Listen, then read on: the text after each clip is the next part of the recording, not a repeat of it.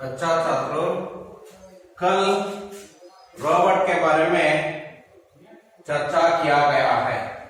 थोड़ा भाग चर्चा किया गया है। आज उसके आगे के भाग के बारे में जानकारी प्राप्त करना है। यहाँ रोबोट डॉक्टर प्रदीप मुखोपाध्याय हलौद जी लिखा हुआ रोबोट पर में एक नौकर था, उसका नाम सदोरामा। एक मालिक था, उसका नाम धीरा सक्सेना। वह घर का मुखिया या नायक यजमाना। सदारामा एक दिन आकस्मिक चलती बस में गिरकर उसको खतरनाक चोट आ गया है। इसी के कारण से अस्पताल में भर्ती करना पड़ा है। यहाँ अस्पताल में भर्ती करने के कारण से उसको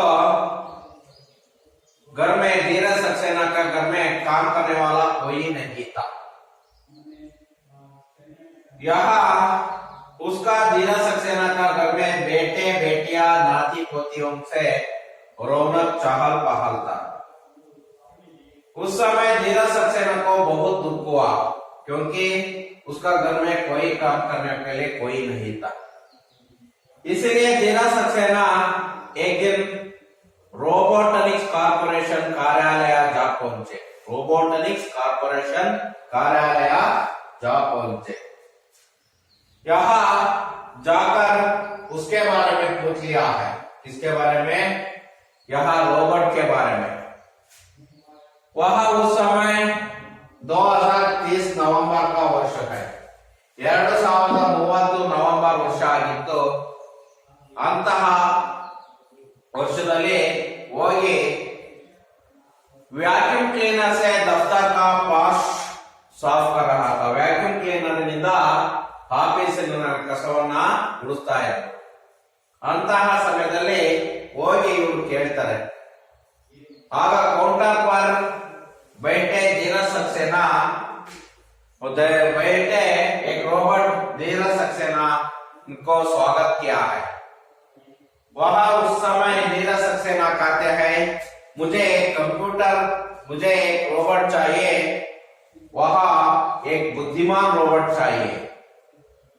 उसने कहते हैं, घरेलू काम करने के लिए एक साधारण कंप्यूटर, साधारण रोबोट चाहिए। यहाँ उतना बुद्धिमान रोबोट का जरूरत नहीं है, ऐसे बोल दिया है। इसलिए धीरा सक्सेना नहीं, मुझे बुद्धिमान रोबोट चाहिए, क्योंकि नाती पोतियों का होमवर्क कराने के लिए और मेरा काम वर्ड प्रोसेसर पर संभालने के लिए। मैं कल बताया गया था, किसने कहा, किससे कहा, किसने कहा, किससे कहा, आप लोगों को मालूम हो गया है। और उसके बाद यहाँ मुझे आपको बुद्धिमान रोबोट चाहिए तो कीमत भी ज्यादा देना पड़ता है, ऐसे कहा दिया है। वह रोबोट को देने के लिए धीरा सक्सेना ज्यादा पैसा देने के लिए तैयार थे। इसलिए देने के लिए तैयार होने के नाते से उसने यहाँ ज्यादा कीमत देने के लिए तैयार है। यहाँ रोबोट भी उसको बुद्धिमान रोबोट को भेजने के लिए भी तैयार था। आप लोगों को मालूम होना चाहिए किसने कहा, किससे कहा। यहाँ ಯಾರು ಹೇಳಿದರು, ಯಾರಿಗೆ ಹೇಳಿದರು। मकड़े इले इस पाठ का उद्देश्य क्या है? मशीन का, मनुष्य का स्थान मशीन भर सकता है, लेकिन वह मनुष्य का स्थान कभी भी कम नहीं होता है। ಹಾಗಾದ್ರೆ ಮನುಷ್ಯನ ಸ್ಥಾನವನ್ನ ಮಷೀನ್ ತುಂಬಬಹುದು, ಆದ್ರೂ ಸಹ ಮನುಷ್ಯನ ಸ್ಥಾನ ಯಾವತ್ತೂ ಕಡಿಮೆ ಆಗಲ್ಲ। ಯಾಕಂದ್ರೆ ಒಂದು ಮಷೀನ್ ಅನ್ನು ನಡೆಸಬೇಕಂದ್ರೂ ಒಬ್ಬ ಮನುಷ್ಯ ಬೇಕೇ ಬೇಕು। ಆದ್ರೆ ಮನುಷ್ಯನಷ್ಟು ಸರಿಯಾದ ರೀತಿಯಲ್ಲಿ ಕೆಲಸ ಮಾಡೋದಕ್ಕೆ ಮಷೀನ್ ಸಾಧ್ಯ ಇಲ್ಲ। ಏನು ಅನಿವಾರ್ಯ ಅಂದಂತಹ ಸಂದರ್ಭದಲ್ಲಿ ಮಷೀನ್ ಬಳಸಬಹುದು। ಈಗ ನಾವು ಉದಾಹರಣೆಗೆ ರಾಗಿ ಕೊಯ್ಲು ಬಂದಿದೆ, ಈಗ ಹೌದಲ್ಲ ಮಕ್ಕಳೇ? ರಾಗಿ ಎಲ್ಲರೂ ಕೊಯ್ತಾ ಇದ್ದಾರೆ. ಈಗ ರಾಗಿ ಕೊಯ್ಯೋದಕ್ಕೆ ಮನುಷ್ಯರು ಸಿಗ್ತಾ ಇಲ್ಲ. ಆಗ ನಾವು ಅದರ ಜಾಗದಲ್ಲಿ ಏನನ್ನ ಬಳಸ್ತಾ ಇದೀವಿ? ಈ ಮಷೀನ್ ಅನ್ನ ಬಳಸ್ತಾ ಇದೀವಿ. ಹೌದಲ್ಲ ಮಕ್ಕಳೇ? ಮಷೀನ್ ಅನ್ನ ಬಳಸ್ತಾ ಇದೀವಿ. ನೀವೆಲ್ಲ ನೋಡ್ತಿದ್ದೀರಿ, ನಿಮ್ಮ ಹಳ್ಳಿಯಲ್ಲಿ ನಮ್ಮ ಹಳ್ಳಿಯಲ್ಲಿ ಎಲ್ಲಾದ್ರೂ ಮಷೀನ್ ಅನ್ನ ಬಳಸ್ತಾ ಇದೀವಿ ರಾಗಿ ಕಟ್ಟಲು.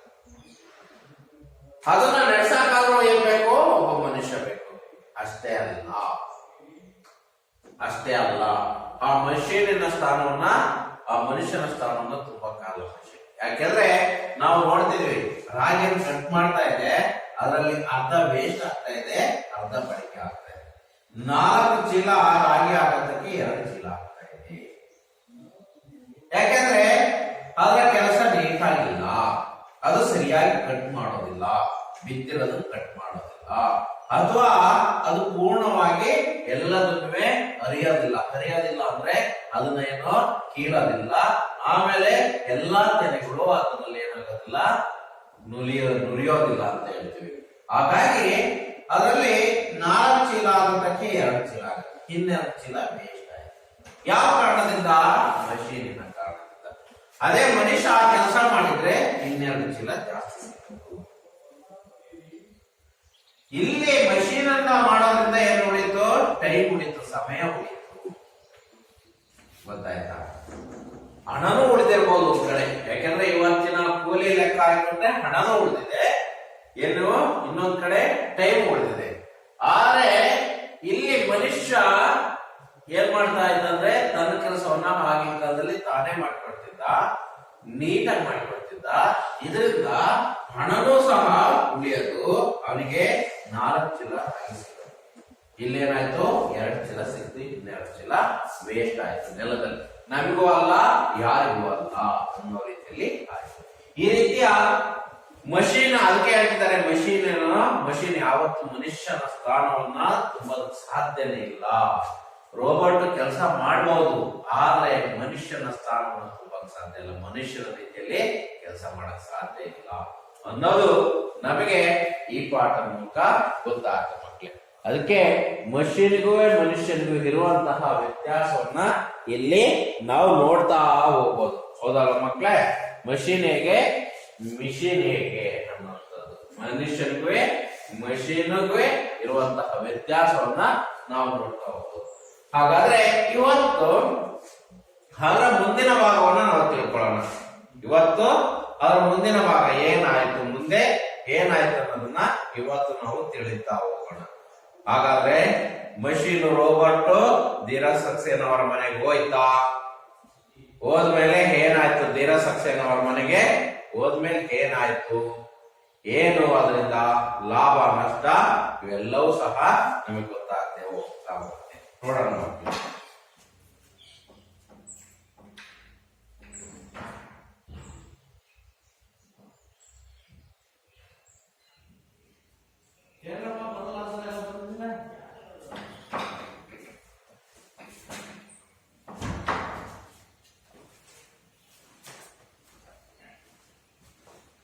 ಹಾಗಾದ್ರೆ ಇವತ್ತು ಅದರ ಮುಂದಿನ ಭಾಗವನ್ನ ನೋಡ್ತಾ ಹೋಗೋಣ ಮಕ್ಕಳೇ.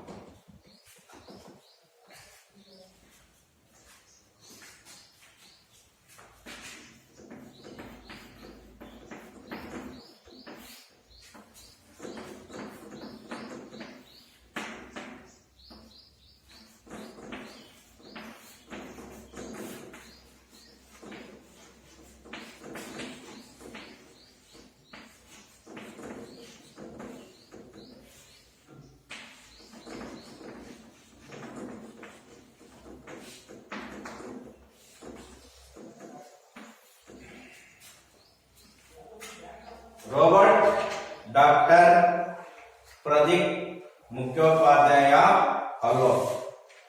ಹಾಗಾದ್ರೆ ಮಕ್ಕಳೇ ಮುಂದಿನ ಭಾಗವನ್ನ ನೋಡ್ತಾ ಹೋಗೋಣ. ನಾನು ಓದ್ತೀನಿ ನೋಡ್ಕೊಳ್ಳಿ.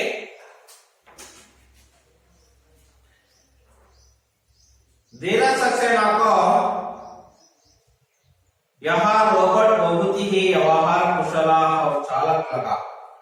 सचमुच ग्राहक की नब्जे पकड़ने की कला में वह पारंगत लगता था. उस दिन दोपहर को एक कंपनी का एक कार्मिक जो एक रोबोट ही था सक्सेना परिवार में काम करने के लिए रोबोनिल को छोड़ गया.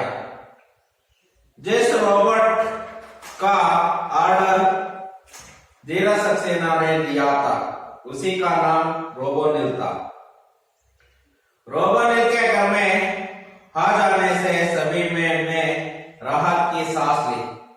सुबह नाश्ता कराने, मेहमानों के स्वागत में द्वार खोलने, घर के छोटे बच्चों को कहानियां सुनाने, बच्चों को होमवर्क में मदद करने तथा धीरज सक्सेना के वर्ड प्रोसेसर पर काम करने के अलावा शाम को वह परिवार के पालतू कुत्ते शेर को घुमाने का काम भी पूरी मुस्तैदी के साथ करने लगा था.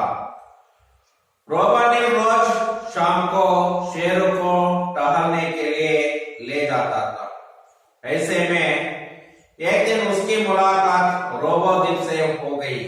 रोबोद्वीप उसी महल में रहने वाले शर्मा परिवार के कुत्ते जबरू को घुमाने आया करता था.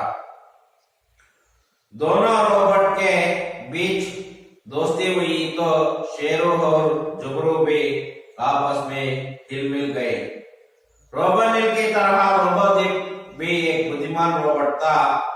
बातों बातों में एक दिन रोबोद्वीप ने रोबोनिल को बताया, जानते हो रोबोनिल, तुम्हारे आने से पहले सक्सेना परिवार में कौन काम करता था? रोबोनिल को इस बारे में कुछ पता नहीं था. वह बोला, नहीं तो मुझे इसकी कोई जरूरत जानकारी नहीं है, पर तुम्हें किसने बताया? मैंने शर्मा परिवार को तुम्हारे सक्सेना परिवार के बारे में बातचीत करते सुना है. सदारामा नाम का सेवक एक बस दुर्घटना में घायल होकर किसी अस्पताल में आए.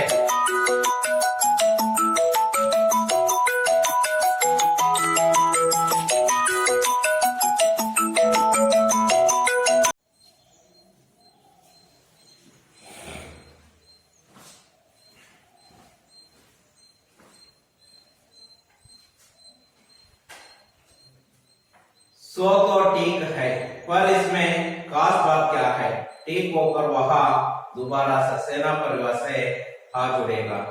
नहीं रोबोनिल, यही तुम गलत हो. तुम्हारे परिवार के मुखिया धीरज सक्सेना की शर्मा साहब से मुलाकात हुई थी.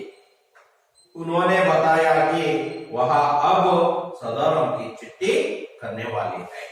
मಕ್ಕಳೇ ಇಲ್ಲಿವರೆಗಿರಲಿ. ಈಗ ನೀವು ಒಂದು ಬಾರಿ ನಿಮ್ಮ ಸಲಹೆ ಪ್ರಕಾರ ಓದ್ಕೊಳ್ಳೋದಕ್ಕೆ ಟೈಪ್ ಕೊಡಿ ಸರ್ ಅಂತ ಹೇಳಿದ್ರಿ. ಹಾಗಾಗಿ ನಿಮ್ಮ ಸಲಹೆಯನ್ನ ಸ್ವೀಕರಿಸ್ತಾ ಟೈಮ್ ಅನ್ನ ಕೊಟ್ಟಿದ್ದೇವೆ. ಈಗ ಓದ್ಕೊಳ್ಳಿ. ನೆಕ್ಸ್ಟ್ ಇದಾದ್ಮೇಲೆ ಎಕ್ಸ್ಪ್ಲೈನ್ ಅನ್ನ ಮಾಡ್ತಾ ಹೋಗೋಣ ಮಕ್ಕಳೇ. ಹಾಗಾದ್ರೆ ಓದೋದಕ್ಕೆ ಸ್ಟಾರ್ಟ್ ಮಾಡಿ ಮಕ್ಕಳೇ.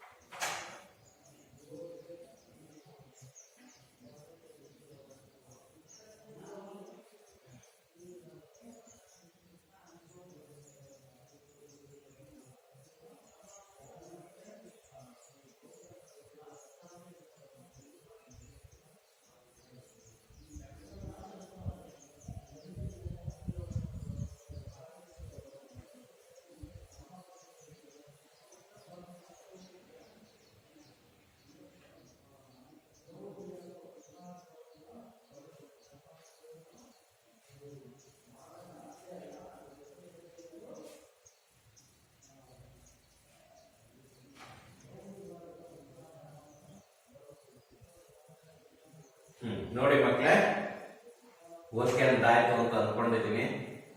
ಮುಂದೆ ನೋಡಿ, धीरा सक्सेना को यहाँ रोबोट बहुत ही ವ್ಯವಹಾರ ಕುಶಲ ಚಾಲಕ है. धीरा सक्सेना ಅವರಿಗೆ ಈ ರೋಬೋಟ್ ಬಹಳ ವ್ಯವಹಾರ ಕುಶಲತೆ ಹೊಂದಿದ್ದಂಥದ್ದು, ಬಹಳ ಚತುರತೆಯನ್ನ ಹೊಂದಿದ್ದಂತ ಅನ್ಕೊಂಡ್ರು. सचमुच ग्राहक की नब्जे पकड़ने की कला में ही वह पारंगत लगता था. ನಿಜವಾಗಿಯೂ ಗ್ರಾಹಕರ ಈ ನಾಡಿ ಮಿಡಿತವನ್ನ ಕಂಡಿಡ್ಕೊಂಡಿದ್ದು ಅಂತ ಅನ್ಕೊಂಡ್ರು. अदालत मौके उस दिन दोपहर को ही कंपनी का एक कार्मिक जो है रोबोट ही था. उस दिन अದೇ ದಿನ दोपहर को ही ಅದೇ ದಿನ ಮಧ್ಯಾಹ್ನ ಕಂಪನಿ का एक ಕಾರ್ಮಿಕ, ಕಂಪನಿಯ ಒಬ್ಬ ಕಾರ್ಮಿಕ ಏನ್ ಮಾಡ್ತಾನಂದ್ರೆ ಜೋ ಏಕ್ ರೋಬೋಟ್ ही था, ಅದು ಒಂದು ರೋಬೋಟ್ ಆಗಿರುತ್ತೆ. ಆ ಕಂಪನಿಯ ಕಾರ್ಮಿಕರು ಸಹ ಏನಾಗಿರುತ್ತಾನೆ, ರೋಬೋಟ್.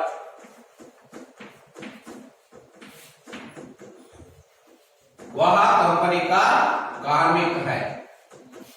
वह कार्मिक भी एक रोबोट, उसके साथ और दूसरा रोबोट भी आते हैं. उसके साथ दूसरा रोबोट भी आते हैं.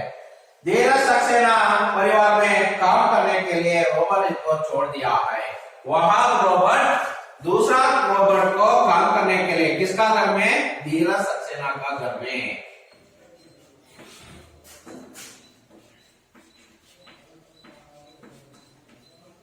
धीरज सक्सेना का घर में काम करने के लिए रोबोनिल को छोड़ दिया है. रोबोनिल को छोड़ दिया है.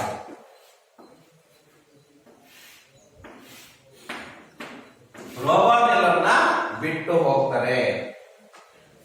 जिस रोबोट का ऑर्डर धीरज सक्सेना ने दिया था, ಅದರ ರೋಬೋಟ್ ನ ಆರ್ಡರ್ ನ, ಈ ರೋಬೋಟ್ ನ ಆರ್ಡರ್ ಅಂದ್ರೆ ಆದೇಶವನ್ನ ಯಾರು ಸ್ವೀಕಾರ ಮಾಡ್ತಾರೆ, ಯಾರು, ಧೀರಜ್ ಸಕ್ಸೇನಾ ಕೊಡ್ಬೇಕು. ಯಾರಿಗೆ, ರೋಬೋನಿಲ್ಗೆ.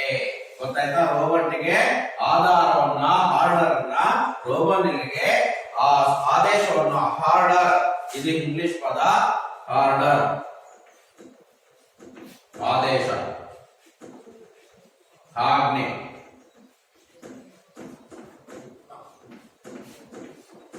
ಆದೇಶಗಳನ್ನ ಕೊಡಬೇಕು. ಯಾರು, ಧೀರಜ್ ಸಕ್ಸೇನಾ ಯಾರಿಗೆ ಕೊಡಬೇಕು, ರೋಬೋಟ್ಗೆ ಕೊಡಬೇಕು, ರೋಬೋನಿಲ್ ಕೊಡಬೇಕು. ಉಸಿ ಕಾ ನಾಮ್ ರೋಬೋನಿಲ್ ಥಾ. ನಿಮಗೆ ಗೊತ್ತಾಗ್ಲಿ ಮಕ್ಕಳೇ, ಹಾಗಾದ್ರೆ ಅವರ ಮನೆಯಲ್ಲಿ, ಯಾರ ಮನೆಯಲ್ಲಿ ಮಕ್ಕಳೇ, ಆ ಧೀರಜ್ ಸಕ್ಸೇನಾ ಅವರ ಮನೆಯಲ್ಲಿ ಕೆಲಸ ಮಾಡೋದಕ್ಕೆ ಬಂದಂತಹ ರೋಬೋಟಿನ ಹೆಸರು ಏನಂತ ಕೇಳಿದ್ರೆ ರೋಬೋನಿಲ್. धीरज सक्सेना का घर में काम करने के लिए आए हुए रोबोट का नाम रोबोनिल. रोबोनिल, ಆ ರೋಬೋನಿಲ್ ಅದು ಬಂದಿದೆ. ಹಾಗಾದ್ರೆ ನೋಡೋಣ ಮುಂದೆ. रोबोनिल के घर में जो आने में सभी का राहता का सांस ली. ಆ ರೋಬೋನಿಲ್ ಮನೆಗೆ ಬರ್ತಿದ್ದಕ್ಕಲೇ ಎಲ್ಲರೂ ನಿಟ್ಟುಸಿರನ್ನು ಬಿಡ್ತಾರೆ. ಹಾಗಾದ್ರೆ ಅಬ್ಬಾ, ಕೆಲಸ ಮಾಡೋದಕ್ಕೆ ಮನೆಗೆ ರೋಬೋನಿಲ್ ಬಂತಂತ ಆ धीरज सक्सेना ಅವರ घर में होने वाला सभी परिवार के सदस्य भी सांस का राहत का सांस ली है. सांस ಅಂದ್ರೆ ಉಸಿರನ್ನ ತೆಗೆದುಕೊಳ್ತಾರೆ. ಹಬ್ಬ ಸಿಗ್ತಲ್ಲ ಅಂತ, ಅವಕಾಶ ಸಿಗ್ತಲ್ಲ, ಅವರಿಗೆ ಕೆಲಸ ಮಾಡೋದು ತಪ್ಪಲ್ಲ ಅಂತ ಎಲ್ಲರೂ ಉಸಿರನ್ನ ಬಿಡ್ತಾರೆ. ಹಾಗಾದ್ರೆ ಅದು ಏನೇನು ಕೆಲಸ ಮಾಡ್ತಾ ಇತ್ತು, ವಹ ಬಹುತ್ ಮುಖ್ಯಾಂಶ है. वह जो क्या काम करते थे, नाश्ता, सुबह नाश्ता करते थे.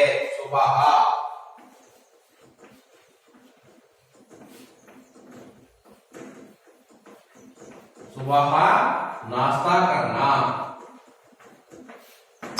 यहाँ पहला पॉइंट है. सुबह नाश्ता करना.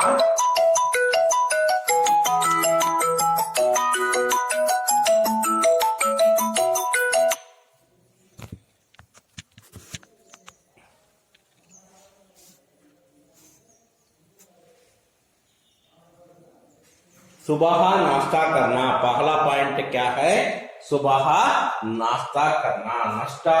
नाश्ता ಅಂದ್ರೆ ತಿಂಡಿಯನ್ನ ಮಾಡೋದು, ಬೆಳಿಗ್ಗೆ ತಿಂಡಿ ಮಾಡೋದು.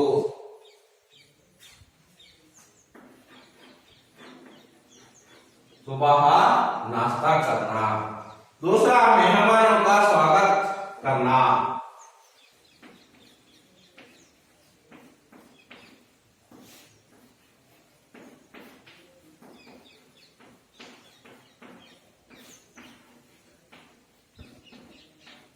मेहमान, मेहमान का मतलब अतिथि।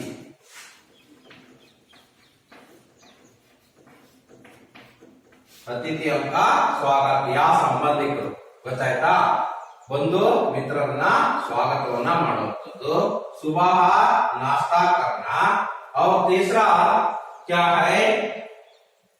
घर के छोटे बच्चों को कहानियां सुनाना। घर में छोटे बच्चों को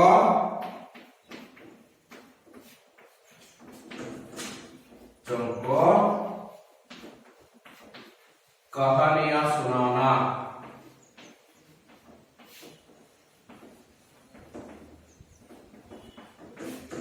यह तीसरा काम है। और उसके साथ बच्चों को होमवर्क में मदद करना। चौथा काम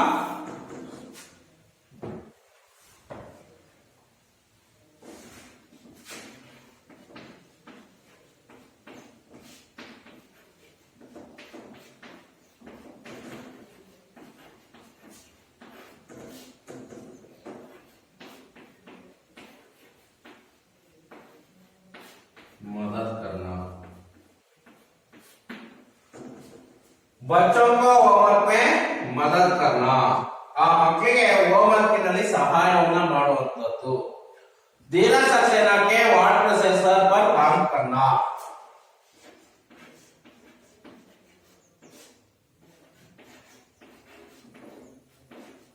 धीरज सक्सेना के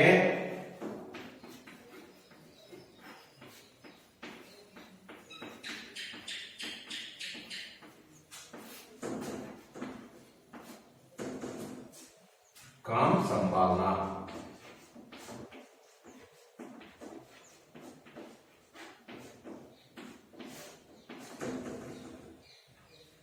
और उसके अलावा शाम को परिवार का पालतू कुत्ते का घुमाना।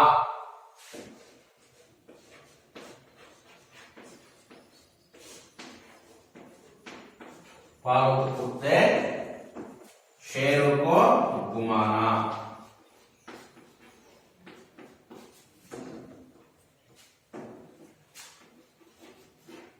घुमाने का काम।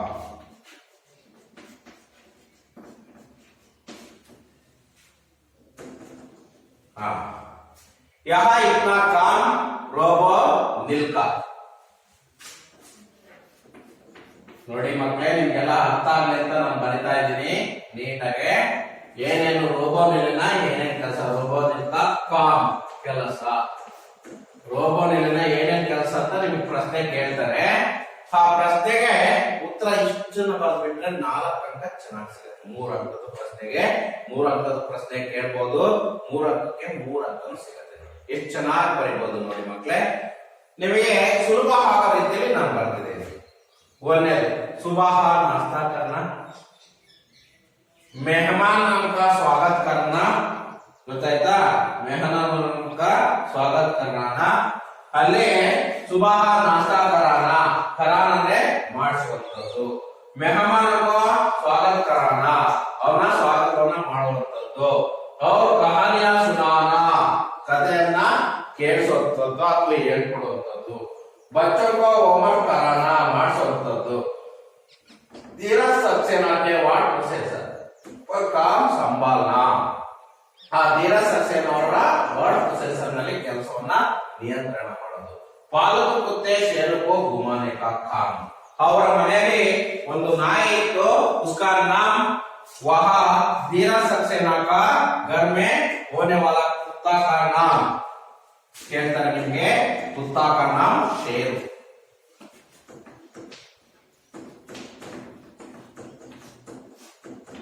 कुत्ते का नाम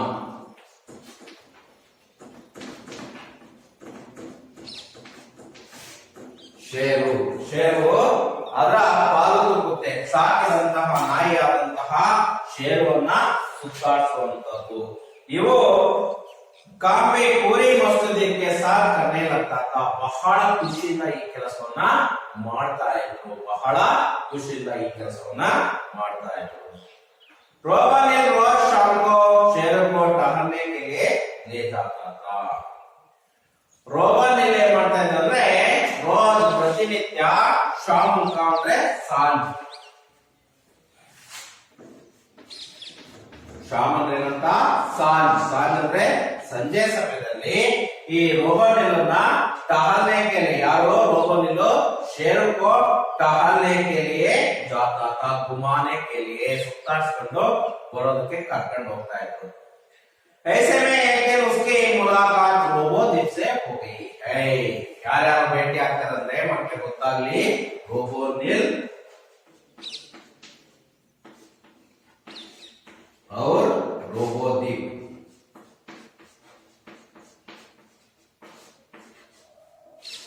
रोबोदीप से मुलाकात हुई है. मुलाकात मतलब भेटी आई.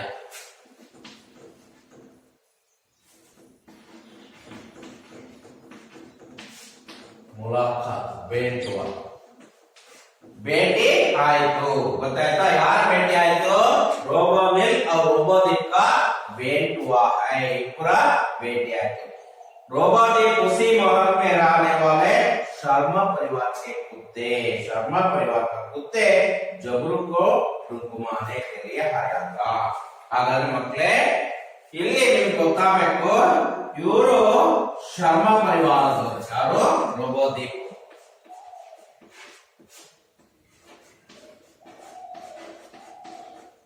रोबोदीप ದೀರಾ ಸಕ್ಸೇನಾ ರೋಬೋನಿಲ್ ಅವ್ರ ಮನೆಯಲ್ಲಿ ಕೆಲಸ ಮಾಡೋದು, ಶರ್ಮಾ ಪರಿವಾರದಲ್ಲಿ ಕೆಲಸ ಮಾಡೋದು ಹೆಸರೇನು? रोबोदीप. ಇವ್ರ ಮನೆಯಲ್ಲಿ ಒಂದು ನಾಯಿ ಇತ್ತು, ಆ ನಾಯಿ ಹೆಸರೇನಂತ ಜಬರು. ಉಸ್ಕಾ ನಾಮ್ ಥಾ ಜಬರು. कंफ्यूज ಮಾಡ್ಕೊಂಬೇಡಿ ಮಕ್ಕಳೇ, ಇನ್ನೊಂದು ಬಾರಿ ಹೇಳ್ತೀನಿ. धीरा सक्सेना का घर में होने वाला कुत्ते का नाम शेरू. वहाँ धीरा सक्सेना का घर में काम करने वाला रोबोट का नाम रोबोनिल. शर्मा परिवार में काम करने वाला रोबोट का नाम रोबोदीप.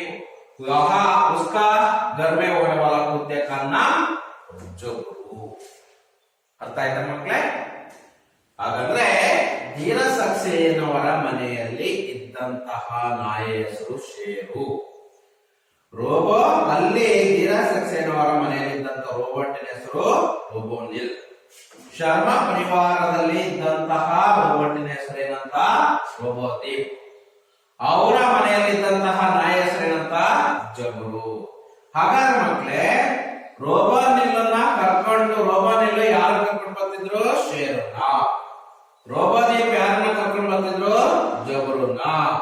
ಇಲ್ಲಿ ರೋಬೋನಿಲ್ ಮತ್ತೆ ರೋಬೋದೀಪ್ ಏನಾಗ್ತಾರೆ? ಬೇಟುವಾ. ಬೇಟ್ ಅಂದ್ರೆ ಭೇಟಿ ಆಗ್ತಾರೆ. ಅದೇ ರೀತಿ ಶೇರು ಮತ್ತೆ ಜಬರು ಸಹ ಏನಾಗ್ತಾರೆ? ಭೇಟಿ ಆಗ್ತಾರೆ. ಇವ್ರ ಜೊತೆಗೆ ಬಂದಿರ್ತಾವಲ್ಲ, ಹಾಗಾಗಿ ಅವು ಸಹ ಏನಾಗ್ತವೆ? ಭೇಟಿ ಆಗ್ತವೆ. ಯಾವ್ಯಾವು? ಶೇರು ಮತ್ತೆ ಜಬರು. ರೋಬೋನಿಲ್ ರೋಬೋದೀಪ್ ಏನಾಗ್ತಾರೆ? ಗೆಳೆಯರಾಗ್ತಾರೆ, ಫ್ರೆಂಡ್ ಆಗ್ತಾರೆ. ಅದೇ ರೀತಿ ಶೇರು ಮತ್ತೆ ಜಬರು ಏನಾಗ್ತಾರೆ? ಗೆಳೆಯರಾಗ್ತಾರೆ. ಅರ್ಥ ಆಯ್ತಾ ಮಕ್ಕಳೇ? ಶೇರು ಮತ್ತೆ ಜಬರು ಗೆಳೆಯರಾಗ್ತಾರೆ, ರೋಬೋನಿಲ್ ಮತ್ತೆ ರೋಬೋದೀಪ್ ಸಹ ಏನಾಗ್ತಾರೆ? ಗೆಳೆಯರಾಗ್ತಾರೆ. ಈ ರೀತಿಯಾಗಿ ಅವರ ಸಂಬಂಧ ಬೆಳೀತಾ ಹೋಗುತ್ತೆ. ಒಂದ್ ಕಡೆ ಅವರ ಇಬ್ಬರ ಸಂಬಂಧನೂ ಸಹ ಬೆಳೀತಾ ಹೋಗ್ತಾ ಹೋಗುತ್ತೆ. ಹೌದಲ್ವಾ? ಹಾಗಾಗಿ ಇಲ್ಲಿ ನಿಮಗೆ ಗೊತ್ತಾಗಬೇಕು ಮಕ್ಕಳೇ, ಶರ್ಮಾ ಪರಿವಾರದವರು ಮತ್ತೆ ಧೀರ ಸಕ್ಸೇನಾ ಪರಿವಾರದವರು ಇವರು. ಓಕೆನಾ?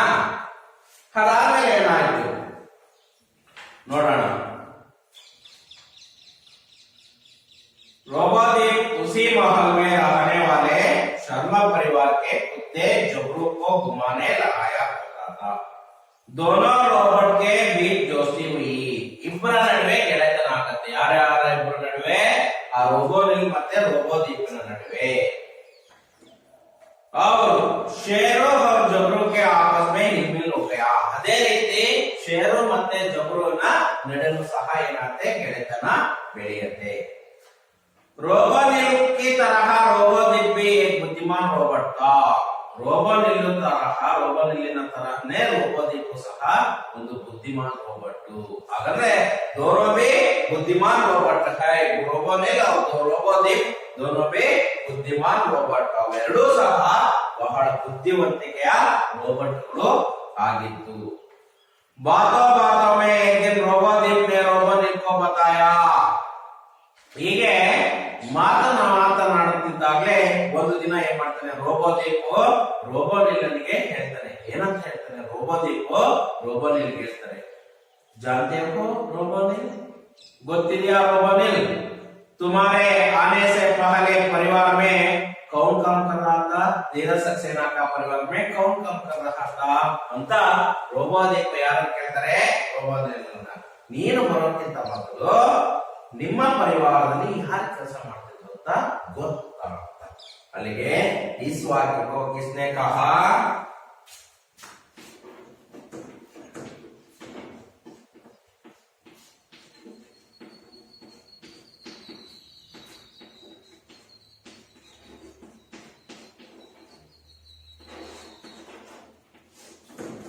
ರೋಬೋದೀಪ್ ने कहा. ಯಾರಿಗೆ ಹೇಳ್ತಾರೆ? किससे?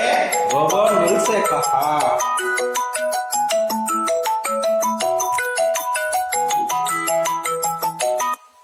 रोबोदीप ने कहा, रोबोनिल से कहा. इस वाक्य को रोबोदीप ने कहा. किससे कहा? रोबोनिल से कहा.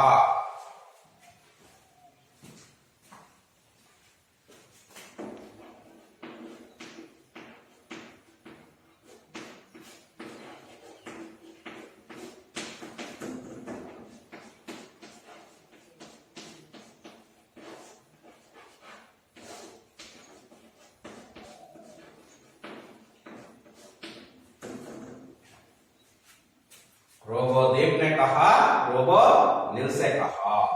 ಈ ವಾಕ್ಯವನ್ನು ಯಾರು ಹೇಳಿದ್ದು? ರೋಬೋದೀಪ್ ಹೇಳ್ತಾರೆ. ಯಾರು ಹೇಳೋದು? ರೋಬೋನಿಲ್ಗೆ ಹೇಳಿದಂತಹ ಮಾತು.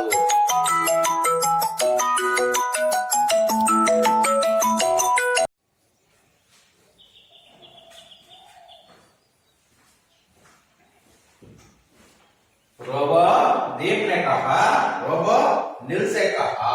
ರೋಬೋನಿಲ್ ಏನು ಈ ವಾಕ್ಯವನ್ನು.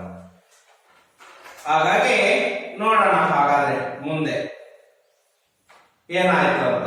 ರೋಬೋನಿಲ್ को इसके बारे में कुछ पता नहीं था. ರೋಬೋನಿಲ್ಗೆ ಇದರ ಬಗ್ಗೆ ಏನು ಗೊತ್ತಿರಲಿಲ್ಲ. ಏನಾಯ್ತು ಅನ್ನೋದು ಇದರ ಬಗ್ಗೆ ಗೊತ್ತಿರಲಿಲ್ಲ. ಯಾರಿಗೆ? ರೋಬೋನಿಲ್ಗೆ ಗೊತ್ತಿರಲಿಲ್ಲ. ಇದರ ಬಗ್ಗೆ ಏನಾಗಿತ್ತು, ಮುಂದುವರೆದ ಭಾಗ ಏನಾಗಿತ್ತು ಅನ್ನೋದು ಸಹ ಗೊತ್ತಿರಲಿಲ್ಲ. ಹಾಗಾಗಿ ಆ ರೋಬೋನಿಲ್ಗೆ ಯಾರು ಬಂದಿದ್ರು ಏನು ಅನ್ನುವಂಥದ್ದು ಯಾವುದು ಸಹ ಗೊತ್ತಿರಲಿಲ್ಲ. ರೋಬೋದೀಪ್ ಈ ಮಾತನ್ನ ಹೇಳಿದ ಮೇಲೆ ರೋಬೋನಿಲ್ಗೆ ಗೊತ್ತಾಗತ್ತೆ. ವಹಾ ಬೋಲಾ, ಅದೇ ಹೇಳ್ತು, नहीं तो मुझे इसके कोई जानकारी नहीं है, पर तुम्हें किसने बताया. ನನಗೆ ಇದರ ಬಗ್ಗೆ ಯಾವುದೇ ತಿಳುವಳಿಕೆ ಇಲ್ಲ, ಈ ಮಾತನ್ನ ಯಾರು ಹೇಳಿದ್ರು ನಿನಗೆ ಅನ್ನೋದು. ಇದನ್ನ ಯಾರು ಹೇಳಿದ್ರು ಅಂದರೆ किसने कहा? ರೋಬೋನಿಲ್ ने कहा. ಈ ವಾಕ್ಯವನ್ನು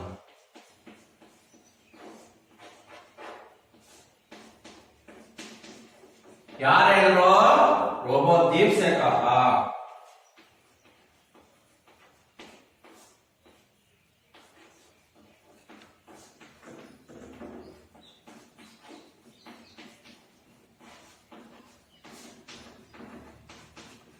रोबोनिल ने कहा, रोबोदीप से कहा. ರೋಬೋದೀಪ್ ಹತ್ರ ಹೇಳು. नहीं तो मुझे इसकी कोई जानकारी नहीं है, ಇದರ ಬಗ್ಗೆ ನನಗೆ ಯಾವುದೇ ತಿಳುವಳಿಕೆ ಇಲ್ಲ. पर तुम्हें किसने बताया, ಆದ್ರೆ ನಿನಗೆ ಯಾರು ಹೇಳ್ತಾರೆ? मैंने शर्मा परिवार को तुम्हारे सक्सेना परिवार के बारे में बातचीत करते सुना है. ನಾನು ಎಲ್ಲಿ ಕೇಳಿಸ್ಕೊಂಡ್ರೆ ಈ ಶರ್ಮಾ ಪರಿವಾರದವರು ಯಾರ ಹತ್ರ ಮಾತನಾಡ್ತಿದ್ರಂತೆ. ಯಾರು? ಧೀರಜ್ ಸಕ್ಸೇನಾ ಅವರು ಯಾರಿಗೆ ಹೇಳಿದ್ದಾರೆ? ಶರ್ಮಾ ಪರಿವಾರದವ್ರಿಗೆ ಹೇಳಿದ್ದಾರೆ.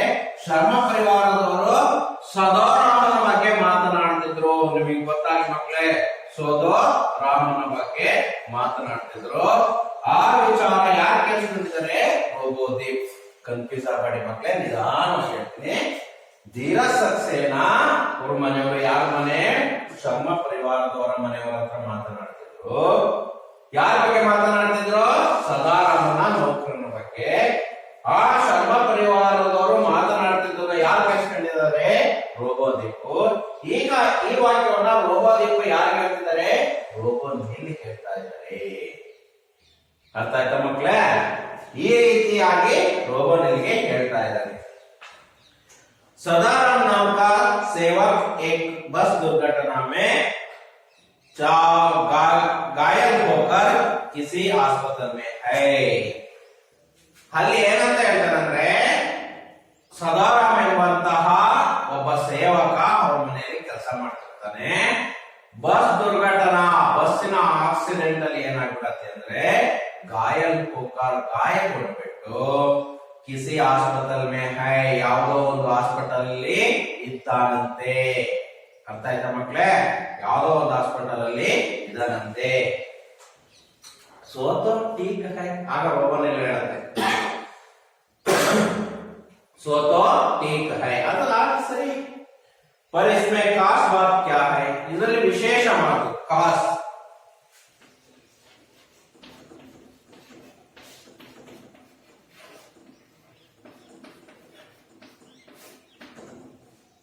ವಿಶೇಷವಾದ ಮಾತು ಏನಿದೆ ಇದರಲ್ಲಿ ಅಂತ ಹೇಳ್ತಾರೆ. ಟೀಕ್ ವಾಕರ್ ವಹಾ ದುಬಾರಾ ಸಕ್ಸೇನಾ ಪರಿವಾರ ಮೇ ಹಾತ್ ಜುಡೇಗ. ಅವನು ಸರಿಯಾಗಿ ಬಿಟ್ಟು ಮತ್ತೆ ಯಾರ ಪರಿವಾರಕ್ಕೆ ಬರ್ತಾನೆ? ಧೀರಜ್ ಸಕ್ಸೇನಾ ಅವರ ಪರಿವಾರದ ಜೊತೆಯಲ್ಲಿ ಒಂದು ಸೇರ್ಕೊಳ್ತಾನೆ. ಜುಡೇಗ ಸೇರ್ಕೊಳ್ತಾನೆ ಅಂತ ಈ ವಾಕ್ಯವನ್ನು ಯಾರು ಹೇಳ್ತಾ ಇರೋದು? ರೋಬೋ ನಿಲ್ಲು ಯಾರು ಹೇಳ್ತಾ ಇರೋದು? ರೋಬೋದೀಪ್ಗೆ ಹೇಳ್ತಾ ಇದ್ದಾನೆ. ಅವನು ಮತ್ತೆ ಬಂದು ಸೇರ್ಕೊಳ್ತಾನೆ. ಅವನಂದ್ರೆ ಯಾರು? ಸದೋರಾಮು ಬಂದೆ ಮತ್ತೆ ಕೆಲಸ ಸೇರ್ಕೊಳ್ತಾನೆ. नहीं रोबोनिल, इल्ला रोबोनिल, यही तुम गलत हो, ನೀನು ತಪ್ಪಾಗಿ ತಿಳ್ಕೊಂಡಿದ್ದೀಯಾ. तुम्हारे परिवार के मुखिया नीरज सक्सेना के शर्मा साहब से मुलाकात हुई थी. तुम्हारे परिवार के मुखिया ನಿಮ್ಮ ಕುಟುಂಬದ ಮುಖ್ಯಸ್ಥನಾದಂತಹ ಧೀರಜ್ ಸಕ್ಸೇನಾ ಶರ್ಮಾ ಸಾಹಬ್ ಕೆ से मुलाकात हुआ, ಶರ್ಮಾ ಪರಿವಾರದವರ ಜೊತೆಯಲ್ಲಿ ಭೇಟಿಯಾಗಿದ್ರು. उन्होंने बताया, ಅವನು ಹೇಳಿದ್ರು कि ಏನಂದ್ರೆ वह अब सदर अब चिट्ठी करने वाले हैं. ಇವತ್ತಿನಿಂದ ಅವನಿಗೆ ರಜೆಯನ್ನು ಕೊಟ್ಟಿದ್ದಾರೆ. ಹಾಗಂದ್ರೆ ಇವಾಗಿನಿಂದ ಕೆಲಸದಿಂದ ಬಿಡಿಸ್ಬಿಟ್ಟಿದ್ದಾರೆ, ಅವನ್ನ ಕೆಲಸದಿಂದ ತೆಗೆದಾಕ್ಬಿಟ್ಟಿದ್ದಾರೆ ಅನ್ನುವಂತ ಮಾತನ್ನ ಹೇಳ್ಬಿಟ್ಟಿದ್ದಾರೆ. ಹಾಗಾಗಿ ಅವನಿಗೆ ಚಿಟ್ಟಿ ಕರ್ನೆ ವಾಲೆ ಹೈ, ಅವನ್ನ ಬಿಡಿಸಿ ಕಳಿಸ್ಬಿಟ್ಟಿದ್ದಾರೆ. ಗೊತ್ತಾಯ್ತಾ ಅನ್ನೋ ಮಾತನ್ನ ಯಾರು ಹೇಳಿದರೆ? ಧೀರಜ್ ಸಕ್ಸೇನಾ ಪರಿವಾರದವರು. ಯಾರು ಹೇಳಿರುವಂತಹ ಮಾತು? ಶರ್ಮಾ ಪರಿವಾರದವ್ರಿಗೆ ಹೇಳಿದರೆ ಸದಾರಾಮ್ಗೆ ರಜೆ ಕೊಡಿಸಿ ಕಳಿಸ್ಬಿಟ್ಟಿದೀವಿ, ಇನ್ನ ಅವನು ಬರಲ್ಲ ಅಂತ ಅರ್ಥ. ಗೊತ್ತಾಯ್ತಾ ಮಕ್ಳೇ? ಸದಾರಾಮ್ ಇನ್ನ ಬರಲ್ಲ, ಇನ್ನ ನಮ್ಮ ಮನೆಯಲ್ಲಿ ಕೆಲಸ ಮಾಡಲ್ಲ ಯಾರು? ರೋಬೋ ನಿಲ್ಲಯ. ರೋಬೋ ನಿಲ್ಲೆ ನಮ್ಮ ಮನೆಯಲ್ಲಿ ಕೆಲಸ ಮಾಡೋದು ಅಂತ ಹೇಳ್ಬಿಟ್ಟಿದ್ದಾರೆ ಅನ್ನೋ ಮಾತನ್ನ ಈಗ ಯಾರು ಹೇಳ್ತಿರೋದು? ರೋಬೋದೀಪ್ ಯಾರಿಗೆ ಹೇಳ್ತಾ ಇರೋದು? ರೋಬೋನಿಲ್ಗೆ ಹೇಳ್ತಾ ಇರೋದು. ಹಾಗಾಗಿ ಇದರಲ್ಲಿ ನಮ್ಗೆ ಗೊತ್ತಾಯ್ತು ಏನಂದ್ರೆ ಸದಾರಾಮ್ಗೆ ರಜೆ ಕೊಡಿಸಿ ಕಳಿಸ್ಬಿಟ್ಟಿದ್ದಾರೆ. ಇನ್ನ ಅವ್ರ ಮನೆಯಲ್ಲಿ ಕೆಲಸ ಮಾಡುವಂತದ್ದು ಯಾರಂದ್ರೆ ರೋಬೋ ನಿಲ್ಲಯ ಅನ್ನುವಂಥದ್ದು ಧೀರಜ್ ಸಕ್ಸೇನಾ ಯಾರ ಹತ್ರ ಹೇಳಿರೋದು? ಶರ್ಮಾ ಪರಿವಾರದ ಹತ್ರ ಹೇಳಿರುವಂತಹದ್ದು ಅನ್ನೋದು ಇಲ್ಲಿ ನೆನಪುಗೊಳ್ತಾಯಿತು ಮಕ್ಕಳೇ. ಓಕೆನಾ ಮಕ್ಕಳೇ? ಇಲ್ಲಿವರೆಗೂ ಇರ್ಲಿ ಇವತ್ತಿನ ಪಾಠ. ಸಾಮಾನ್ಯವಾಗಿ ಚೆನ್ನಾಗಿದೆ, ಪಾಠನೂ ಚೆನ್ನಾಗಿದೆ, ತಿಳ್ಕೊಳ್ಳುವಂಥದ್ದು ಇದೆ. ಅಲ್ಲಿಗೆ ಡಾಕ್ಟರ್ ಪ್ರದೀಪ್ ಮುಖ್ಯೋಪಾಧ್ಯಾಯ ಅಲೋಕ್ ಅವರು ರಾಬರ್ಟ್ ತೋಟದಲ್ಲಿ ಏನಂದ್ರೆ ಇವತ್ತಿನ ಮುಖ್ಯಾಂಶ ಏನಂದ್ರೆ ರೋಬೋ ನಿಲ್ಲಿನ ಕೆಲಸ ಏನೇನು ನೋಡಿ. ಇಷ್ಟು ಕೆಲಸ ರೋಬೋ ನಿಲ್ಲಿ. सुबह नाश्ता कराना, मेहमानों को स्वागत कराना, घर में छोटे बच्चों को कहानियां सुनाना, बच्चों को होमवर्क में मदद करना, धीरज सक्सेना के वार्ड प्रोसेसर पर काम संभालना, फालतू कुत्ते शेर को घुमाने का काम. इಷ್ಟು ಕೆಲಸ ಯಾವುದು? ರೋಬೋ ನಿಲ್ಲಿಂದು. ಕೊನೆಗೆ ಧೀರ ಸಕ್ಸೇನಾ ಯಾರನ್ನ ತಗೊಂಡ್ಬರ್ತಾರೆ? ರೋಬೋನಿಲನ್ನ ಅವ್ರ ಮನೆಯಲ್ಲಿ ಕೆಲಸ ಮಾಡೋದಕ್ಕೆ ತರ್ತಾರೆ. ಯಾರ ಜಾಗದಲ್ಲಿ? ಸದಾರಾಮನ ಜಾಗದಲ್ಲಿ ಅವನನ್ನ ತಗೊಂಡ್ಬರ್ತಾರೆ. ಆಗ ತಗೊಂಡಾಗ ಆದಂತಹದ್ದನ್ನ ಇಲ್ಲಿ ಹೇಳ್ತಾ ಹೋಗಿದ್ದಾರೆ ಮಕ್ಕಳೇ. ಆಗ ರೋಬೋನಿಲ್ಲೋ ಆ ಶೇರನ್ನ ಅವ್ರ ಮನೆಯಲ್ಲಿ ಒಂದು ಕುತ್ತೆ ಇರತ್ತೆ, ಅದರ ಹೆಸರೇನಂದ್ರೆ ಸೇರು. ಅದೇ ರೀತಿ ರೋಬೋದೀಪ್ ಶರ್ಮ ಪರಿವಾರದಲ್ಲಿ ಕೆಲಸ ಮಾಡೋದಕ್ಕೆ ಒಂದು ರೋಬೋಟ್ ಅನ್ನ ತಂದಿರ್ತಾರೆ, ಅದರ ಹೆಸರೇನಂತ ರೋಬೋದೀಪ್. ಅವರ ಮನೆಯಲ್ಲಿ ಒಂದು ನಾಯಿ ಇರತ್ತೆ, ಆ ನಾಯಿ ಹೆಸರೇನಂತ ಜಬ್ರು. ರೋಬೋನಿಲ್ಲೂ ಸಹ ಸಂಜೆ ಸಮಯದಲ್ಲಿ ಕರ್ಕೊಂಡು ಬರ್ತಾರೆ ಸುತ್ತಾಡ್ಸೋದಕ್ಕೆ. ಅದೇ ರೀತಿ ರೋಬೋದೀಪುವೆ ಜಬ್ರುವನ್ನ ಸುತ್ತಾಡ್ಸೋಕೆ ಕರ್ಕೊಂಡು ಬರ್ತಾರೆ. ಆಗ ಶೇರು ಮತ್ತೆ ಜಬ್ರುವನ್ನ ನಡುವೆ ಏನಾಗುತ್ತೆ? ಮುಲಾಕಾತ್, ಭೇಟಿ ಆಗುತ್ತೆ. ಗೊತ್ತಾಯ್ತಾ? ಭೇಟಿ ಆಗಿ ಮಾತುಕತೆ ನಡೀತಾ ರೋಬೋನಿಲ್ಲೋ ರೋಬೋದೀಪನ ನಡುವೆ ರೋಬೋದೀಪು ಎಲ್ಲ ಹೇಳ್ತಾ ಹೋಗ್ತಾನೆ. ಹೀಗಾಯ್ತು ನೇನು ಬರೋಕ್ಕಿಂತ ಮೊದಲು ಸದಾರಾಮಯ್ಯ ಬಂದಾಗ್ನು ಕೆಲಸ ಮಾಡ್ತಾ ಇದ್ದ. ಅವನು ಬಸ್ ದುರ್ಘಟನೆಯಲ್ಲಿ ಏನಾಯ್ತು, ಗಾಯ ಆಗಿ ಹಾಸ್ಪಿಟಲ್ ಅಲ್ಲಿ ಇದ್ದಾನೆ. ಆಗ ರೋಬೋನಿಲ್ಲ ಹೇಳ್ತಾನೆ, ಮತ್ತೆ ಬಂದು ಸೇರ್ತಾನೆ ಬಿಡು, ಅದ್ರಲ್ಲಿ ಏನು ವಿಶೇಷ ಮಾತು ಅಂತ. ಇಲ್ಲ, ಬರಲ್ಲ ಅಂತ ಇದ್ಮೇಲೆ ಅವನಿಗೆ ನಿರಂತರವಾಗಿ ರಜೆ ಕೊಟ್ಬಿಟ್ಟಿದ್ದಾರೆ, ಹಾಗಾಗಿ ನೀನೇ ಇನ್ನ ಮೇಲೆ ಕೆಲಸ ಅಂತ ಹೇಳ್ತಾರೆ. ಆಗ ಇದು ಈ ಪಾಠದ ಇಲ್ಲಿವರೆಗಿನ ಸಾರಾಂಶ. ಮುಂದುವರೆದ ಭಾಗವನ್ನ ನಾಳೆ ನೋಡೋಣ. ಓಕೆನಾ ಮಕ್ಕಳೇ?